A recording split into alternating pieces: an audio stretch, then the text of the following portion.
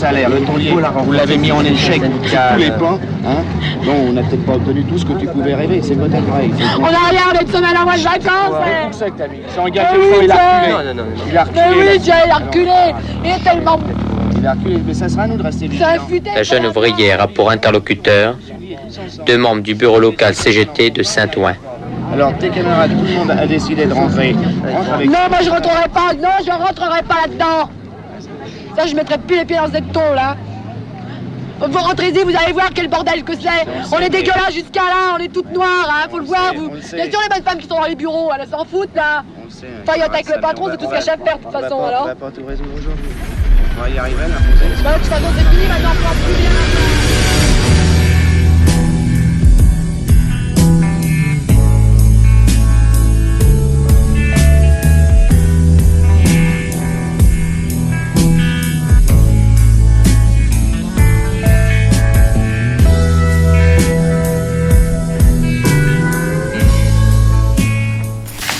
Alors, dans quelle période on est? Dans les années 60. Bon, Francis a écrit un excellent texte là-dessus. J'ai pas encore vu sa vidéo, mais je pense qu'il en parle, donc je serai très bref à ce sujet-là. On est dans un nouveau stade d'intensification et d'extension de la domination réelle du capital. Pas seulement dans la production, mais dans toutes les dimensions de la vie. C'est très important pour comprendre 68. Et 68 est d'abord une réaction à cette intensification, cette extension de la domination réelle du capital. Domination réelle du capital, je vous renvoie donc à tout ce qui a pu être écrit là-dessus, en particulier dans les Grundrisse de Marx et dans les écrits depuis les années 70, les écrits communistes depuis les années 70.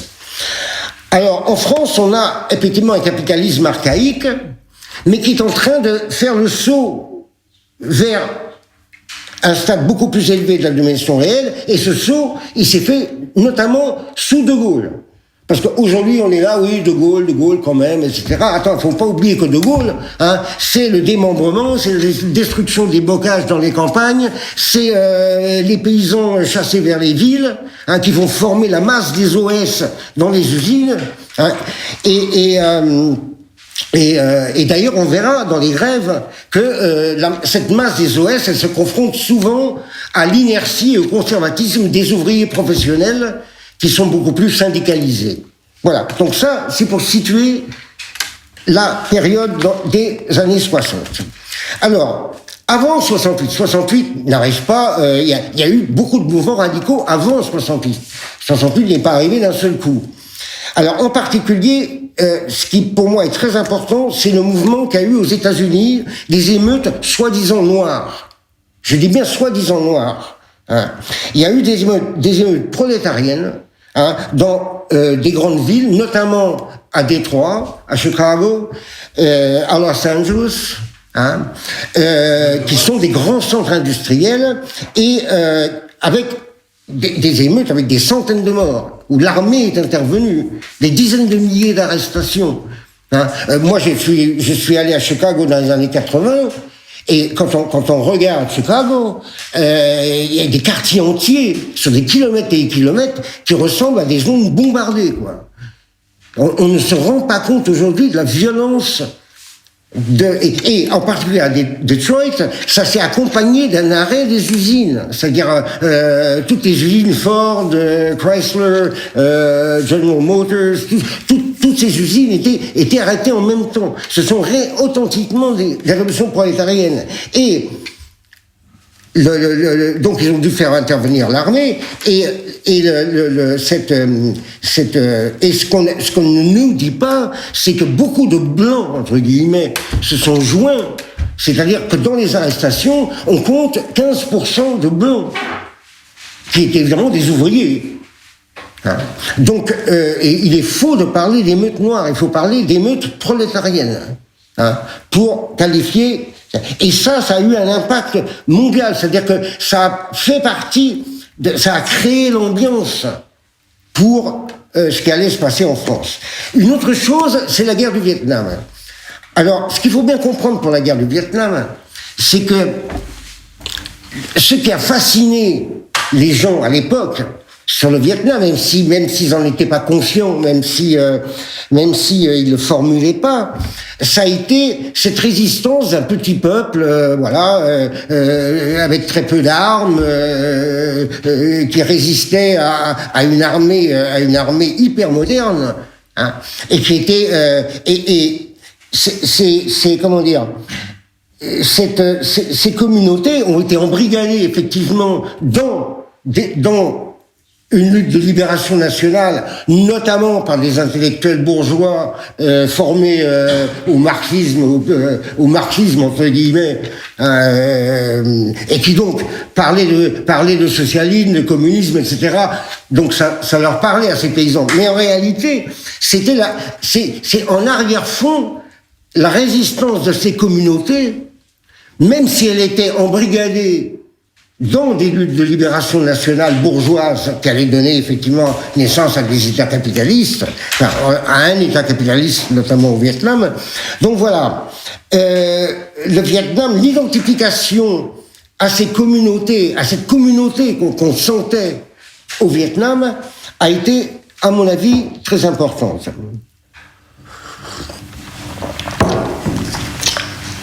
Alors en France, on a, à partir de 67, toute une série d'émeutes ouvrières extrêmement violentes, notamment à Caen, à Rodiaceta, à Saint-Nazaire, à Berlier, etc.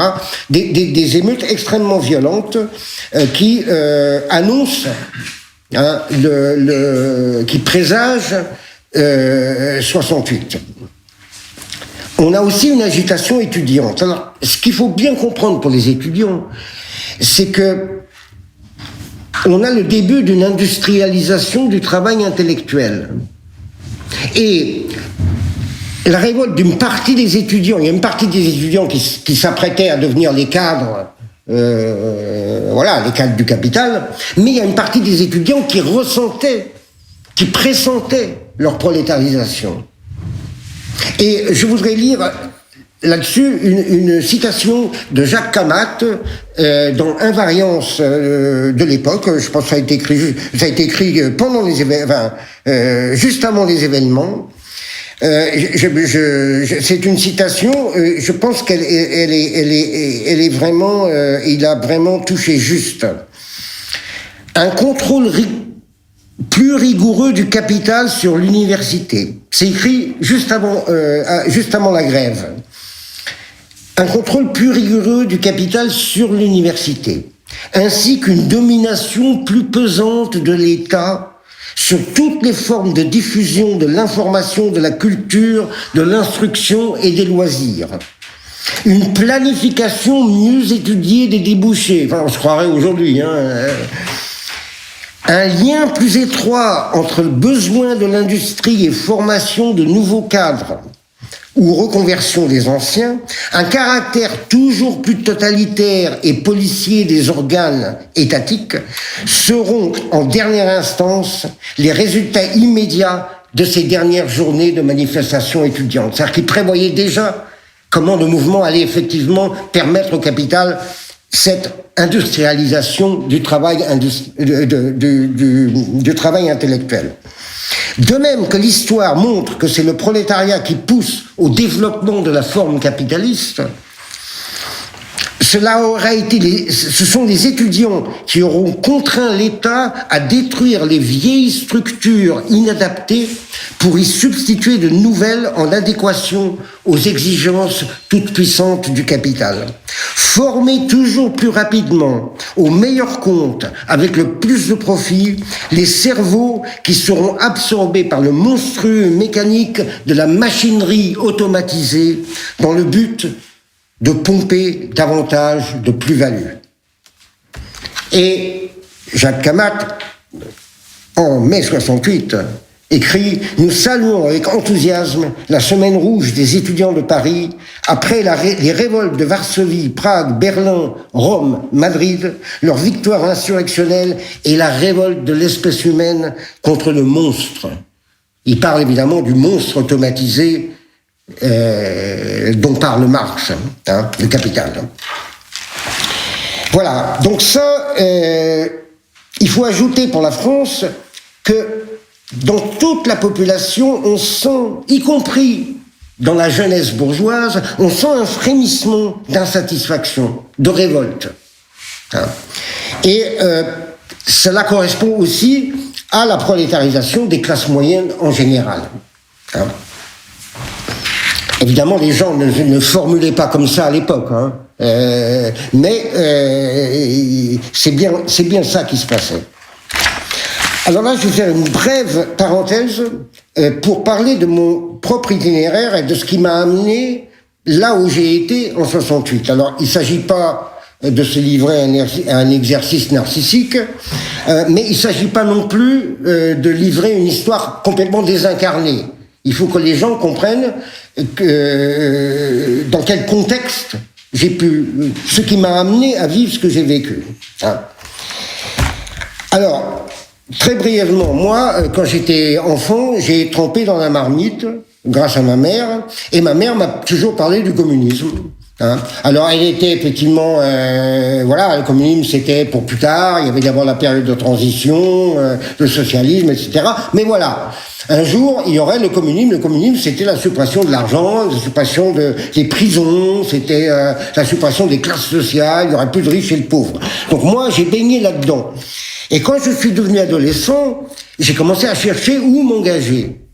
Après une période de poésie rebelle, et je me suis rendu vite compte que ça ne menait nulle part, que ce n'était qu'une posture, j'ai cherché où m'engager. Et j'ai choisi de m'engager à Voix ouvrière.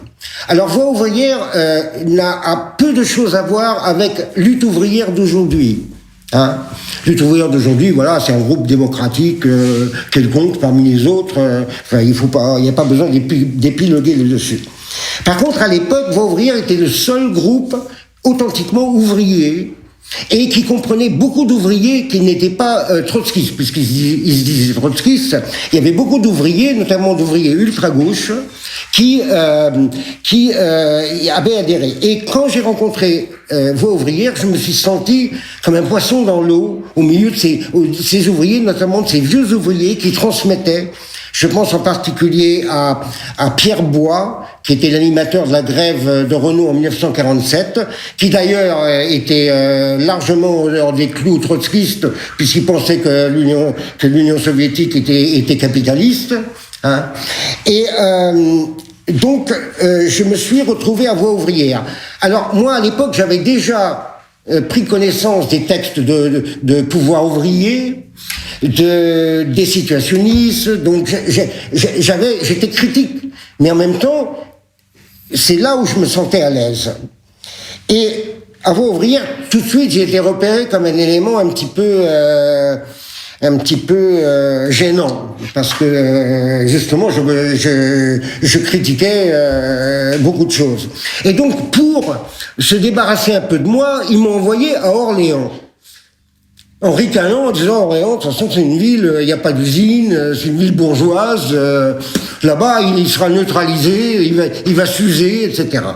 Ce qu'ils ne savaient pas, c'est que toute la banlieue d'Orléans s'était prolétarisée et qu'il y avait des usines, il y avait des usines avec, il y avait tout un tissu d'usines avec beaucoup d'OS, avec beaucoup et des usines qui avaient, on le verra plus tard, dont certaines avaient déjà commencé à lutter avant 68. Donc je me suis retrouvé dans des usines, dans une région qui était peu syndicalisée et où la classe ouvrière était effectivement en grande partie composée d'OS venus des campagnes. Voilà, alors donc, ça c'est pour mon itinéraire, ça explique pourquoi je me suis retrouvé en juin 68 dans la situation où je me suis retrouvé au moment de la reprise du travail, et j'ai pu assister, et les scènes auxquelles j'ai pu assister. Alors, mai 68, je vais parler de mai. Avant juin, je vais parler de mai. Mai, d'abord, il a fait beau tout le temps. Ce qui était important. Comme il y avait avec la grève, il y avait de moins en moins de voitures, les rues étaient devenues un peu plus humaines. L'ambiance générale était à la fois à la fête, à la prise de conscience. Les gens, il y avait des attroupements qui, même à Montparnasse, en plein Paris, les gens s'attroupaient le soir, discutaient entre eux, toutes sortes de gens, même des gens qui étaient contre le mouvement. Hein. Et il y avait aussi une, comment dire, mais 68, c'est aussi un mouvement, comme un mouvement cosmique. Il y avait quelque chose dans l'air qui dépassait même le simple événement social. Hein. Il y avait quelque chose,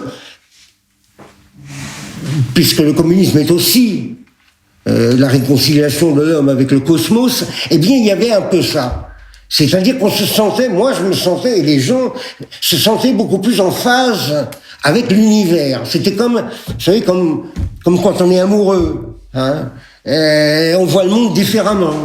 Il y a une sorte de rupture au niveau de l'être, hein, qui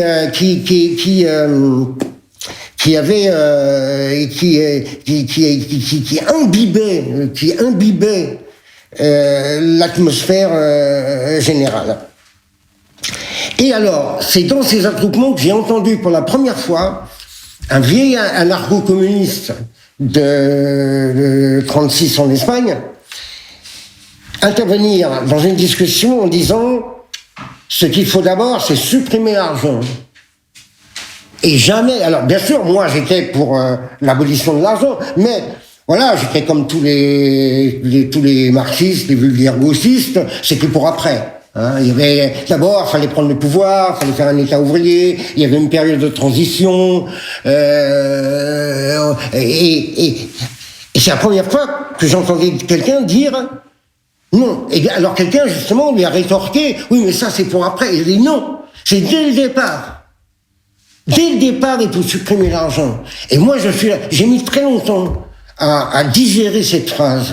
Hein. J'avais pas à l'époque les moyens théoriques de comprendre la profondeur de ce qu'il disait à ce moment-là. Mais vraiment, cette phrase, elle m'est restée. Alors, mai 68, évidemment, tout le monde retient les manifestations. Alors, ce qu'il faut dire sur les manifestations, et ça, c'est quelque chose, je l'ai vu noté nulle part,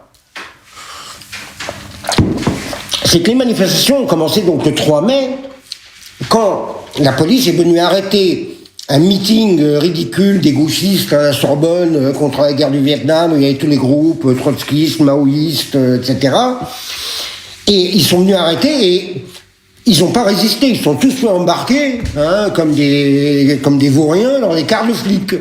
Ils étaient 300-400. Donc il y avait plusieurs dizaines de cars de flics qui sont sortis de la place de la Sorbonne avec plein d'étudiants dedans.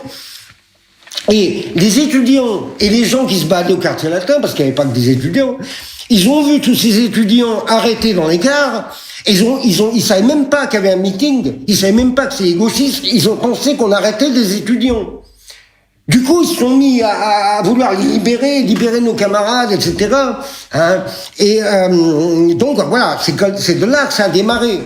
Donc ils ont attaqué les cars, ils en ont renversé, ils ont ouvert les portes, et c'est là qu'a démarré la première manifestation. Hein. Or, quand on regarde les statistiques de ceux qui ont été arrêtés lors de ces journées, on voit que 70-80% sont des prolétaires.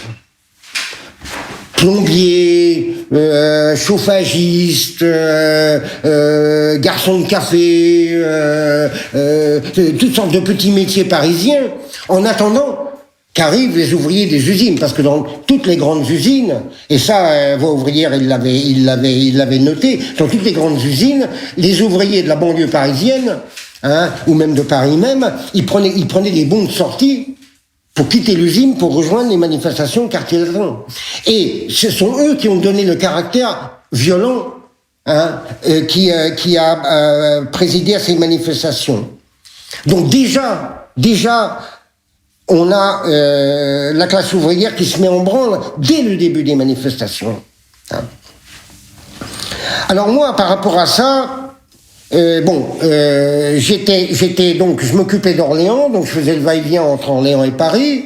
j'étais chargé d'organiser voilà un groupe de voix ouvrières à Orléans. Alors moi par rapport à ça, j'ai voulu tout de suite fuir le contrôle de l'organisation à Paris. Je suis allé voir la Sorbonne, j'ai trouvé ça débile, enfin, les portraits de Mao, de Che Guevara, Ho Chi Minh, tous ces groupes avec leur phraséologie. Je trouvais ça ridicule et j'ai compris que la Sorbonne c'était un repoussoir pour les ouvriers, parce qu'en fait les ouvriers ils arrivaient là-dedans, ils regardaient ça, ils disaient mais c'est quoi cette histoire ? C'est quoi cette histoire ? C'est ça la révolte des étudiants, hein ? Donc en vérité, c'était le même verrouillage en quelque sorte qu'on va retrouver dans les usines occupées. C'est-à-dire qu'on verrouillait, ces groupes empêchaient les contacts entre ouvriers et étudiants, justement avec cette façade de folklore et de phraséologie. Donc, voyez. Alors donc, il y a eu plus tard effectivement un comité travailleurs étudiants à Sancier que j'ai pas connu parce que moi à un moment je revenais de moins en moins à Paris. Bon, j'ai pas été au courant. Et ce qui est frappant et ce qui indique, on pourra peut-être en parler plus tard, ce qui indique la nature particulière de Voix ouvrière, c'est que beaucoup de gens de pouvoir ouvrier et des groupes radicaux de l'époque étaient très surpris de trouver des ouvriers de Voix ouvrière à Sancier et qui tenaient des discours assez radicaux. Donc, voilà. Donc, je décide de m'installer à Orléans. Bon, je faisais de temps en temps le va-et-vient à Paris, mais j'étais essentiellement à Orléans. Donc ça explique la suite. Alors, à Orléans, nous avons formé un groupe, un comité ouvrier étudiant. On s'est installé à la fac, voilà, on a occupé la fac et on a formé un comité ouvrier étudiant. Alors notre groupe, le groupe donc autour de Voix ouvrière, était composé d'étudiants des IUT. C'était tous des gens d'origine ouvrière, dont les parents étaient cégétistes ou PC ou etc. Et donc d'étudiants des IUT, d'étudiants de l'école normale, donc qui se préparaient à devenir institutrices. C'était ça un peu les voies pour monter un petit peu dans l'échelle sociale à l'époque pour les ouvriers. C'était quasiment les seuls. Et on avait la femme d'un petit patron du bâtiment, qui était une vraie passionnariat. Je sais pas comment elle se débrouillait avec son mari, mais bon, voilà. Donc on était disons une quinzaine. Hein. Donc on s'est installé à la Source, à la faculté d'Orléans, et tout de suite, on s'est séparé avec les étudiants, c'est-à-dire il y a eu une assemblée générale avec tout le monde au départ, et il y avait les étudiants qui voulaient réformer l'université. Et nous, on leur a dit, écoutez, vous voulez réformer l'université, vous prenez une salle, nous, c'est pas notre histoire, nous, ce qui nous intéresse, c'est les usines, les ouvriers, donc on prendra une autre salle, et puis on se coordonnera pour gérer les histoires de maintenance des lieux. Donc, dès le départ, on s'est séparé du mouvement étudiant. Alors, au début, on est allé aux usines. Et dans les premiers jours de la grève, ce qui est remarquable, c'est que les militants de base, on était en pleine province, au milieu de la Beauce, dans la banlieue d'Orléans. Les ouvriers n'avaient pas encore le mot d'ordre qu'il fallait fermer l'usine aux étudiants. Donc on a été reçus, et ils ont discuté avec nous. Et en fait, ils n'avaient pas de revendication. Et bon, alors, à un moment, il y a un mec qui a dit, mais il faut quand même faire donc ils ont mis une ardoise, et puis il y avait un gars qui avait écrit salaire minimum 60 000 francs, enfin 600 francs. Et puis il y a un autre qui dit, mais non, à Renault, il réclame 1000. Ah bon, alors ils effaçaient, ils mettaient 1000. Puis un autre qui disait, mais dans cette usine, il réclame 1200. Alors ils effaçaient, ils mettaient 1200. Puis du coup, il y avait plein de choses qui arrivaient dans un désordre total sur une ardoise, voilà. Les trucs effacés, réécrits par-dessus, voilà. En fait, il n'y avait pas de revendication. La grève avait démarré par des groupes, souvent des groupes de jeunes OS, qui partaient à 10, à 15, d'atelier en atelier, sans aucune revendication, en disant en grève. Et ça c'est très important à comprendre. Il n'y a pas eu de vote ou de choses comme ça. La grève a démarré à partir d'une minorité qui avait une telle force de persuasion, qui avait une telle énergie que personne ne s'est posé de questions. Les gens ne se posaient pas de questions. Tout le monde démarrait. Donc, très vite, les syndicats ont remis les choses en ordre et ont commencé à verrouiller les usines, à dire non, les étudiants, c'est des provocateurs, on les laisse pas rentrer, non seulement on les laisse pas rentrer, mais on discute même pas avec eux. Et à partir de là, on n'avait plus de contact.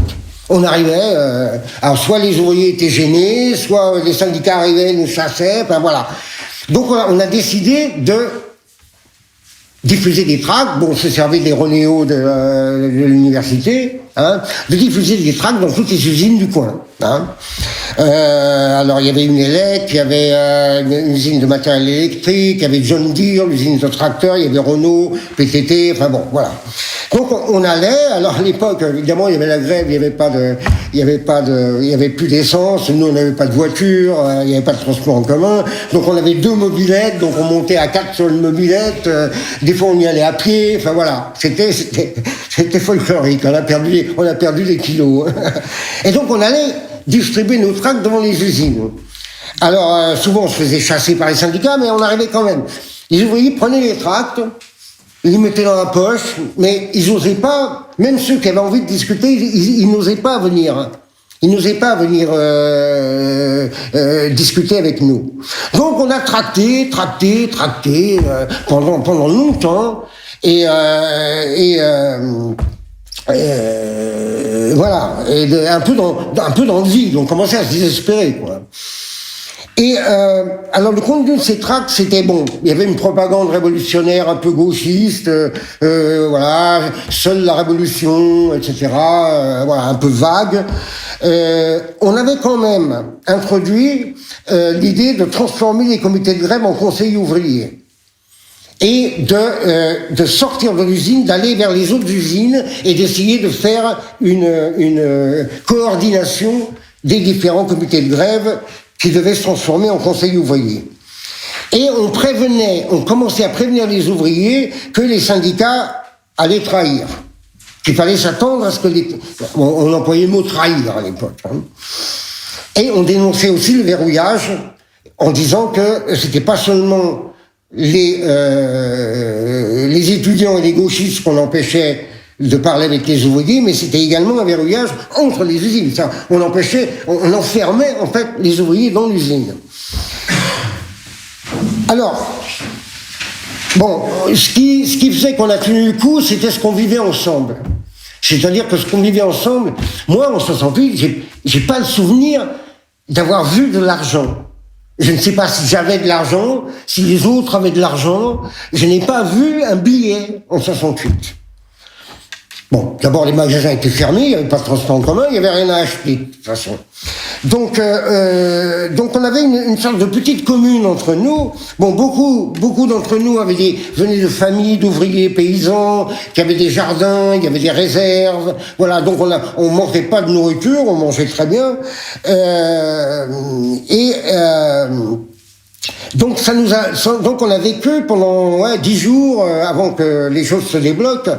Une sorte de communauté entre nous, c'est-à-dire que voilà, le jour on allait tracter des centaines, des milliers de tracts partout, comme une sorte de message in a bottle, de message dans une bouteille là, comment on dit, de bouteille à la mer, quoi. Voilà, on lançait des bouteilles à la mer, quoi.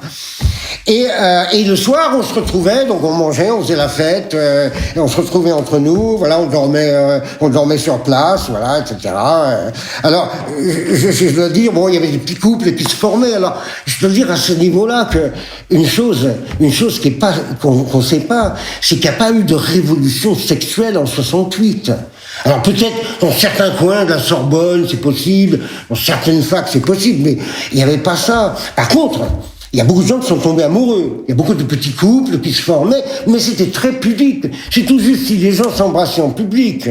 C'était très pudique, c'était un peu l'ambiance Françoise Hardy, l'ambiance des petites chansons romantiques des années 60. Donc, il n'était pas question d'homosexuels, non pas qu'il n'y avait pas des gens homosexuels, il y en a toujours eu, mais je veux dire, il n'y avait pas de revendication d'identité homosexuelle, il n'y avait pas de féminisme. Je n'ai vu à aucun moment peut-être à la Sorbonne, il y avait quelques féministes, mais à aucun moment je n'ai vu une femme réclamer quoi que ce soit. D'ailleurs, la plupart du temps, c'est les femmes qui faisaient la cuisine, mais parce qu'elles avaient envie de faire la cuisine. C'était pas une tâche non noble. Au contraire, c'est une tâche très importante. Donc voilà. Alors on commençait à douter, et moi d'autant plus que je remontais de temps en temps à Paris, et je commençais à en avoir marre de cette répétition stérile des manifs, qui commençaient à devenir de plus en plus spectaculaires, et il y avait de plus en plus effectivement de provocateurs. C'est-à-dire que je me souviens de gens qui déboulaient d'on ne sait où, qui avaient vraiment des looks de la pègre, et qui ont commencé à tronçonner les arbres sur le boulevard Saint-Michel pour faire des barricades, quoi. Les quelques arbres qui restent à Paris, enfin voilà. Donc on commençait sérieusement à douter. Et dans ce doute général, c'était pas seulement notre doute, c'était aussi le doute du mouvement. C'est-à-dire que les poubelles commençaient à s'amasser, les réserves de nourriture commençaient à manquer, il fallait s'occuper des gamins. Il y avait les femmes qui étaient souvent à la maison, qui comprenaient pas très bien ce qui se passait. Il y avait tout ça qui faisait qu'il fallait passer à un stade supérieur. Évidemment, ce stade supérieur, c'était un mouvement de communisation. Ce que Bilan, le groupe Bilan dans les années 30, parlait de terrain social général. C'est-à-dire qu'il fallait effectivement prendre à bras le corps le tissu social, c'est-à-dire sortir de l'usine et commencer à prendre à bras le corps les questions de la vie matérielle. Mais dans la tête des gens, c'était un grand point d'interrogation. Et personne n'avait rien à dire là-dessus. Ni les gauchistes, ni le pouvoir ouvrier, ni les situs. Alors les situs, n'en parlons pas. Je veux dire, moi je me souviens d'un ouvrier d'une imprimerie à Paris qui me disait qu'ils sont allés voir l'Institut, parce qu'ils avaient lu, parce que beaucoup de gens lisaient les situationnistes quand même à l'époque. C'était les gros-situs, c'était pas les situs. Oui, mais enfin bon, c'était quand même l'autogestion, hein. Oui, mais justement... Oui, mais leur mot d'ordre, c'était l'autogestion. Bon, on y reviendra dans la discussion sur les situationnistes en 68. Mais, donc, ils sont allés voir les situationnistes, et ils leur ont dit, bon, qu'est-ce qu'on fait? On occupe l'usine, qu'est-ce qu'on fait maintenant? Et les gars leur ont dit, vous autogérez la boîte, et vous vous mettez en contact avec une boîte qui vont autogérer, etc. Et le mec m'a dit, mais moi je m'attendais à tout sauf à ça. Et qu'est-ce que tu veux qu'on gère notre usine? Oui, bien sûr, on peut utiliser l'usine, les rotatives, pour tirer des tracts. On peut récupérer du matos de l'usine, mais ça, ce n'est que de la récupération. Ça va pas très loin. Donc l'idée de gestion en plus était pas du tout dans les têtes.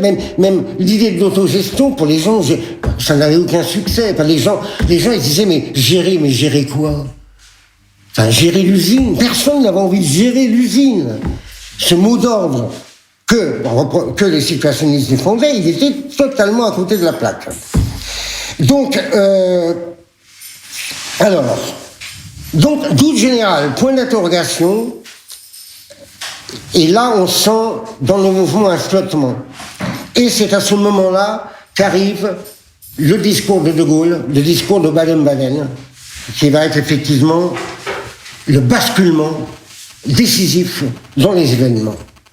Donc, De Gaulle, à un moment, De Gaulle disparaît. On ne sait pas où il est. L'État ne fonctionne plus. Les grévistes des télécommunications ont réussi à couper il n'y avait pas encore les portables, donc il n'arrivait même plus à se téléphoner, il n'arrive même plus à contacter ses ministres, ses préfets, etc. Alors, De Gaulle a disparu. Et c'est là, effectivement, qu'on dit qu'il y a eu une vacance du pouvoir. Effectivement, pendant 24 heures ou 48 heures, il y a eu vraiment un flottement dans l'État. Et ils reprennent l'ORTF, parce que l'ORTF était occupé. Donc on avait parlé transistor. Le transistor était la source essentielle d'information à l'époque. Il n'y avait pas Internet. On écoute ce discours, tout le monde a écouté le discours de Gaulle. À Baden-Baden. C'est-à-dire qu'il n'est pas allé sur une base de l'armée française en France, il allait dans une base d'armée française entourée par l'OTAN. C'est-à-dire que De Gaulle s'est mis à genoux devant l'OTAN. C'est très important de comprendre ça. Quand on dit De Gaulle le résistant à l'OTAN, oui, il y a eu une vague tentative, mais dès qu'il y a eu le mouvement social, il s'est mis à genoux devant l'OTAN. Et ça, c'est quelque chose qui n'a été dit par personne. Et pourtant, c'est évident. Pourquoi il n'est pas allé sur une base de l'armée en France? Donc la reconquête, elle se faisait à partir de l'Allemagne, en plus. Lui qui avait été de grand résistant contre l'Allemagne, elle se faisait sous le chapeau de l'OTAN. Et effectivement, ce qui menaçait, c'était pas seulement de faire intervenir l'armée française, parce que De Gaulle a paniqué. De Gaulle ne s'est pas rendu compte, il comprenait pas le mouvement. Il demandait à tout le monde, mais c'est quoi ce mouvement? Et on lui disait, il n'arrivait pas. Donc il avait plusieurs hypothèses. C'est les Russes, c'est la CIA, c'est le PC, etc. C'est des groupes subversifs. Mais ça ne satisfaisait pas. Il sentait bien qu'il y avait autre chose. Donc dans un discours, il avait même proposé de la participation, ce qui a fait marrer tout le monde. C'était la manif à la gare de Lyon. Tout le monde était avec les transistors. Et quand il a fait son discours, à la fin de son discours, tout le monde était plié en lieu. Les gens ont éteint les transistors et ont commencé à brûler les bagnoles. C'était ridicule, quoi. Donc, De Gaulle ne comprenait pas ce mouvement, donc il a paniqué. Parce que faire intervenir l'armée, le mouvement n'en était pas là. Hein. Le mouvement n'était pas du tout dans une phase pré-insurrectionnelle. Voilà. Mais donc, il menaçait non seulement de faire intervenir l'armée française, mais il disait « j'ai l'OTAN derrière moi ». C'est vous montrer à quel point il paniquait. C'est à la mesure de ce qui arrivait, en fait. C'est pour ça. Pas vraiment, parce qu'il n'y avait pas de danger immédiat insurrectionnel. Il y a une crainte. S'il se rallie à l'OTAN. Non, mais le mouvement n'était pas du tout là. Hein. Le mouvement n'était pas du tout là. Les gens n'étaient pas du tout encore dans une histoire d'insurrection. Hein, ils ne se posaient pas la question. Alors, mais on pourra en reparler. Hein. Alors, à partir du moment où ils ont repris l'ORTF, on a eu un bombardement médiatique. Hein, en faveur effectivement de la reprise du travail.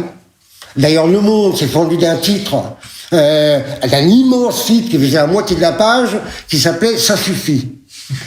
Le Monde qui jusque-là avait joué le côté sympa du mouvement, etc.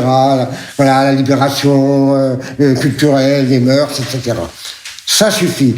Donc le mot d'ordre c'était « Ça suffit, maintenant, reprise du travail ». Les syndicats ont commencé à user le mouvement en faisant des grèves, en faisant des votes tous les jours. Alors, bon, au début, il y avait des votes de temps en temps, mais ça posait pas de problème, parce que 95% des gens ils votaient pour. De toute façon, les gens qui étaient contre la grève, ils venaient même pas aux assemblées générales. Donc, voilà. Alors, ils ont commencé avec des votes répétés, ils ont commencé à user le mouvement, et effectivement, alors, dans les médias, on apprenait que telle usine avait repris, que voilà, ça, on allait vers la reprise. Alors, il faut dire que il y avait eu les accords de Grenelle, et les accords de Grenelle, bon, c'était pas rien, hein, il y avait 30% d'augmentation des salaires, Vous imaginez aujourd'hui 30% des augmentations des salaires, c'est inimaginable. Donc il y avait un certain nombre de choses qui avaient été obtenues, en particulier pour les syndicats, au niveau des droits syndicaux. Là, ils avaient arrosé les syndicats. Ils avaient compris que les syndicats, il fallait vraiment se les mettre dans la poche. Mais ils étaient déjà dans la poche, mais qu'il fallait encore plus il fallait les contenter. Hein. Les compensations financières sont à la hauteur du mouvement. Oui. Alors, et c'est à ce moment-là que tout d'un coup, à la faculté d'Orléans, sont arrivés, c'est là que s'est passé réellement le cœur du mouvement, sont arrivés des ouvriers, des usines où on avait diffusé des tracts, qui avaient ramassé nos bouteilles à la mer, qui avaient été pêchés nos bouteilles à la mer, et qui venaient nous voir presque clandestinement au début. C'est toujours s'ils ne mettaient pas des lunettes noires pour pas être reconnus. Et puis disaient, voilà, on a lu vos tracts, on sent que les syndicats vont nous trahir, il faut venir nous soutenir, il va y avoir des affrontements, etc. Et ce qui revenait, alors donc on a parlé avec eux, et ce qui revenait tout le temps dans ce qu'ils disaient, c'était les cadences infernales, les conditions de travail, les chefs, c'est-à-dire toute, effectivement, cette intensification de l'exploitation avec la nouvelle période d'intensification et d'extension de la domination réelle du capital. Et c'est là que je vais tout centrer sur une scène que je vous demande d'imaginer visuellement, qui s'est passée à l'usine d'Unelec, dans la banlieue d'Orléans. Des gars de l'usine d'Unelec viennent nous voir pour nous dire, voilà, les syndicats ont signé un accord avec la direction pour la reprise du travail, sans consulter l'Assemblée générale, et on l'a appris par la presse. Donc ils étaient furieux, mais furieux. Ils disaient, il faut que vous veniez nous soutenir et tout, ça va être l'affrontement. Donc nous, évidemment, on y va. Et là, je vous demande donc d'imaginer la scène. Ça se passe dans la banlieue d'Orléans. Autour, il y a des champs. Ça a l'air un peu perdu. Et on arrive, et effectivement, donc tout de suite, les gars qui nous avaient contactés, qui nous avaient demandé de venir, donc il y avait été prévu une assemblée générale, la reprise du travail, en fait, et donc ils viennent nous voir et ils nous disent, et je me souviens, il y en a un qui me dit, va voir le chef du syndicat là-bas, demande-lui si c'est vrai qu'ils ont signé un accord sans consulter l'assemblée générale. Donc je vais voir le gars en question. Et le gars, alors, il tremblait comme une feuille au vent d'automne, le gars. Il était blême, quoi. Et il n'avait qu'une phrase, c'était, ça va se passer dans le calme. Ça va se passer dans le calme. Voilà. Et donc, à ce moment-là, alors, imaginez la scène, il y a 150, 200 gars qui bloquent la porte. Devant eux, qui bloquent la porte. Donc devant eux, il y a une cinquantaine de syndicalistes, plus les cadres, disons les moins haïs, ceux qui étaient les plus proches des ouvriers, qui avaient un peu participé à la grève, et qui s'apprêtent à faire rentrer la masse des ouvriers. Donc, ensuite, il y avait 200 cadres chefs jaunes prêts à rentrer dans les starting blocks qui faisaient face à la porte. Et derrière, une masse, donc ça fait à peu près 700 ouvriers, c'est une usine de 1200 ouvriers. Alors, il faut dire que cette usine, elle est citée parmi les usines qui avaient fait grève avant 68. Mais en fait, au moment où 68, où les grèves ont démarré en France, ils occupaient déjà leur usine et ils séquestraient pour la 3e fois leur patron. Et ce qui revenait souvent dans leur discours, quand on discutait avec les gars avec qui on discutait, c'était les cadences infernales, les nouvelles méthodes de travail importées des États-Unis, justement. Il y avait des ingénieurs américains qui étaient venus, etc. Et c'est ça qui revenait le plus. Donc, derrière, dans les champs, il y avait, disons, 700 ouvriers à la louche, comme un troupeau de bovins qui attendaient voir de quel côté le vent allait tourner. Si ça tournait là, ils étaient plutôt pour la reprise, parce que voilà, c'était bien joli, tout ça, bon, ils étaient restés chez eux, ils avaient refait un appartement, bon, voilà. Donc, ils étaient plutôt pour la reprise, mais ils n'allaient pas se mouiller pour pousser, quoi. Et, à un moment, les cadres, donc les cadres et les syndicalistes forment un cordon pour faire rentrer la masse des ouvriers. Donc voilà, donc ça se bouscule avec les gars qui occupaient devant la porte, mais en même temps, ça se bousculait, mais sans vraiment être violent physiquement, parce qu'ils se connaissaient. C'était des copains quand même. Voilà, il y avait parmi les syndicalistes, la distinction n'était pas tout à fait nette dans la tête des gens. Donc voilà, les ouvriers continuaient à bloquer la porte, les autres ont réussi à faire un cordon pour faire rentrer les jaunes, les cheffaillons et évidemment la masse des ouvriers. Donc le cordon se forme, il y a quelques gars qui réussissent à rentrer, les ouvriers les plus déterminés arrivent à défoncer les cordons, et bon, et au moment, donc bon, les gens commencent à rentrer, et les gens qui rentraient, les ouvriers qui étaient les plus déterminés, il les insultait, il leur crachait dessus, il leur disait, mais je peux pas me souvenir de toutes les phrases qu'il prononçait, mais c'était, ouais, t'es content, tu vas aller ramper, il s'adressait à eux, individuellement, t'es content, tu vas ramper, tu vas aller lécher le cul de ton chef, tu vas t'esquinter la santé, hein, voilà, et ça a duré. Je ne sais pas, je n'avais pas de montre en main, mais ça a duré peut-être 1 heure, 2 heures, le cordon se formait, certains rentraient, etc. Et finalement, tout le monde a réussi à rentrer. Et là, on s'est retrouvé à 150 dehors. Et alors là, c'est là que s'est passé quelque chose vraiment pour moi d'important.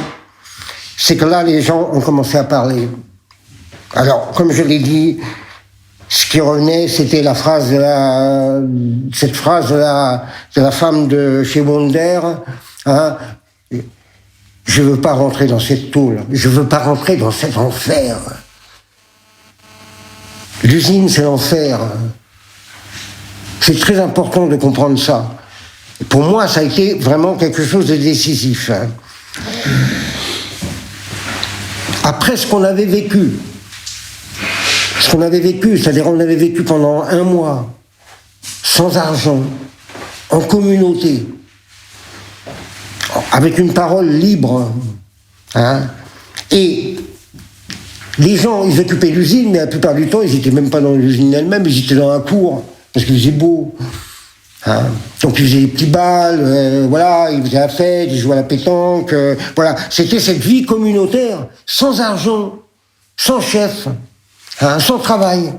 Après avoir vécu ça, rentrer dans l'usine, c'était comme quand vous avez vécu un grand amour et ça se termine. C'était pareil. Mais c'est pas possible que ça se termine. On peut pas revenir comme avant. Plus rien ne sera jamais comme avant. Et moi, j'avais 20 ans, je connaissais pas bien la vie encore. Mais je me suis dit, mais ces gars-là, ils expriment la révolte comme moi, j'ai toujours senti, mais ils l'expriment avec infiniment plus de substance, de motivation, la parole ouvrière qui s'exprimait à ce moment-là est une parole que j'avais jamais entendue, dont j'avais jamais rêvé. Moi qui me croyais poète, etc., j'avais jamais rêvé d'une parole pareille. Et voilà, donc ça a été décisif pour moi, ça a été à la racine de ma radicalisation ultérieure, qui m'a fait évidemment rompre avec Vauvoyère, qui était devenu Auto-Voyère, et de mon parcours authentiquement communiste.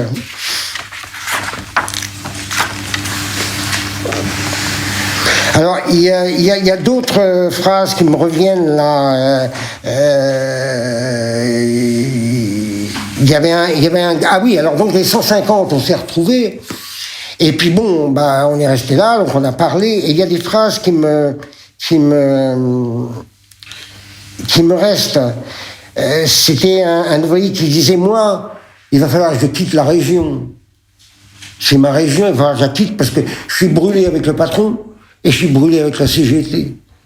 Parce qu'il faut dire que tous les militants et tous les gens qui se faisaient lourder pour des questions, parce qu'il y a des gens lourdés, après il y a des gens licenciés, tous les gens qui étaient licenciés, la CGT, s'ils étaient bien avec la CGT les recasait dans des petites boîtes, ils avaient un réseau de petits patrons, ils leur trouvaient du boulot, etc. Donc ils disaient, moi je suis brûlé avec le patronat de la région, je suis brûlé avec la CGT, il va falloir que je quitte la région. Donc, le gars, il en avait les larmes aux yeux. Hein. Voilà. Et c'est là que j'ai commencé à entendre aussi, les gens ont commencé à parler de la société. Pas seulement de la condition ouvrière, mais de la société. Et j'ai entendu des phrases que j'avais jamais entendues. J'avais jamais entendu à Voix ouvrière. Hein. C'était les HLM, c'est des clapiers à lapin. Les HLM, c'est des clapiers à lapin. Je me souviens de cette phrase. Jamais j'aurais pu imaginer dire une chose pareille, quoi. On devient des machines. On est en train d'être machinisé. Hein. Il y avait un discours contre la vie moderne. Hein, qui était exprimé avec une rage, une précision. Malheureusement, j'ai pas la mémoire de tout ce qui a été dit, mais c'était vraiment très fort. J'espère qu'il y aura d'autres gens de l'époque qui voient cette vidéo et qui pourront témoigner de cette prise de conscience, pas seulement de la condition ouvrière, mais également de cette monstruosité qu'est la société capitaliste dans tous les aspects de la vie. Hein. Voilà. Donc finalement, sur les 150, 200 qu'on était, il y en a 150 qui rentrent bien décidés à continuer dans l'usine l'agitation, c'est-à-dire ça a continué pendant des mois après, et il y en a 50 qui ne sont pas rentrés, qui ont dit non, on ne rentre pas. Et je me souviens... donc on est allé dans un parc, voilà, nous et cette cinquantaine de gars, et on est allé dans un parc et je me souviens de deux jeunes qui m'ont dit, et là, il y en avait un qui m'a dit, moi de toute façon je vais prendre mon sac à dos, je vais avec un pote et je vais aller en Inde. Et là je me suis dit waouh, j'ai senti c'était un rejet complet de la société industrielle. Alors bien sûr, il se faisait des illusions sur l'Inde, mais ce qu'il disait, c'était vraiment, je ne peux plus supporter non seulement l'usine, mais je ne peux plus supporter la société industrielle, je ne peux plus supporter même l'idée de travailler dans une île et de vivre dans cette société. Alors bon, il avait le fantasme de l'Inde, mais ça montre à quel point le basculement qu'il y a eu dans la tête d'un certain nombre de gens. Parmi ces gens, malheureusement, beaucoup se sont suicidés, ou après sont tombés dans la drogue, etc. Mais je pense qu'il y en a qui ont encore cette mémoire.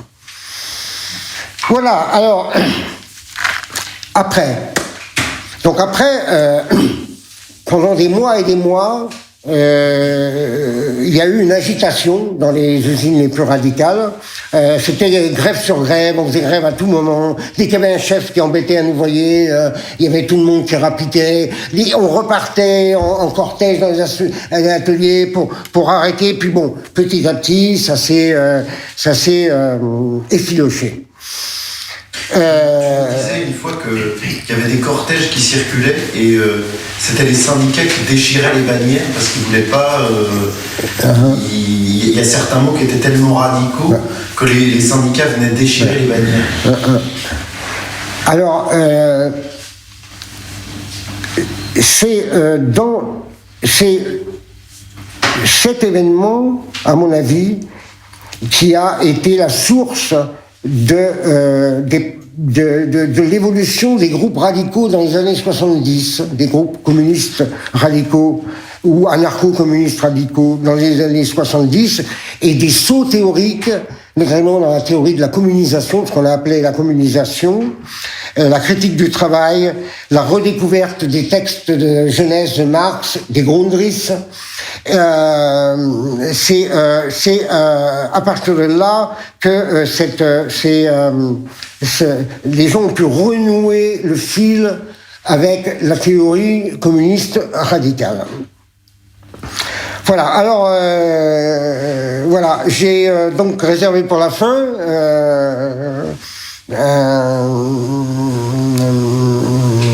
un petit passage provocateur, indompté, bien dans l'esprit de 68. Et